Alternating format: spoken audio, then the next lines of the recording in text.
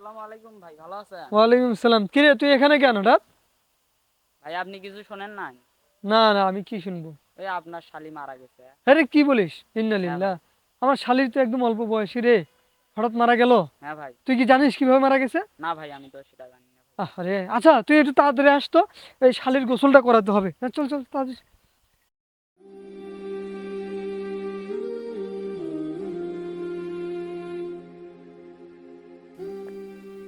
ভাই তুমি আসছো?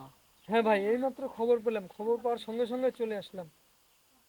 কি করবো ভাই, আমার বোনটা এই অল্প বয়সে চলে যাবে, কোনো ভাই কি ভাবতে পারি। করবেন, হায়াত তো তার এতটুকুই ছিল, সেজন্যই তাড়াতাড়ি চলে গেছে। ভাই মন খারাপ করিয়েন না, বুঝছেন ভাই।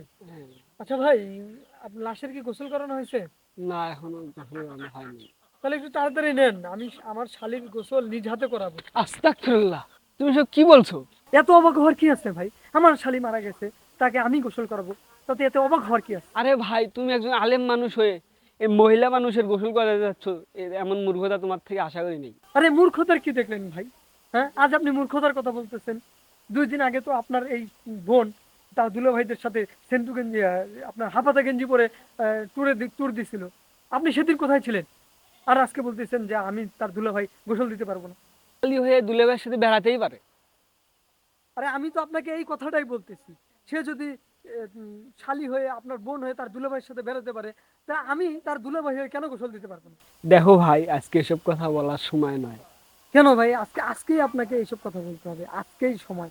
কেন ভাই, আপনার যে কিছুদিন আগে আপনার বোনের বিয়ে হলো, তাদের দুলাভাইরা ছিল পাশে, তো দুলাভাইরা তাদের গালে গালে পর্যন্ত তাদের হলুদ মেখে দিছে, নিজ হাতে মিষ্টি খাইয়ে দিছে। সেদিন আপনি কোথায় ছিলেন ভাই? সেদিন তো আপনি বলেন নাই। আরে এইসব কথা তো তুমি আমাকে আগে বুঝাইতে পারতে।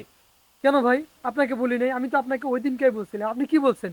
আরে তুমি হুজুর মানুষ, তুমি ব্যাকডেটেড হয়ে গেছো, তুমি পুরোনো আমল নিয়ে চলাফেরা করো, এখন এটা আধুনিকতা, এইসব কথা আপনি বলছেন ভাই? আপনার নিজের মুখে বলছেন। হ্যাঁ, আপনি দুনিয়ায় আমোদ ফুর্তিতে ছিলেন, সেদিন তো আমি আপনাকে বলছিলাম। তো সেই কথাগুলো তো আমি আজকে বলতেছি আপনাকে। তা আজকে আপনি বাধা দিচ্ছেন কেন? আপনার বোন তো আজকে মরে গেছে, এখন তো তার সাথে দুনিয়ার কোনো সম্পর্ক নাই।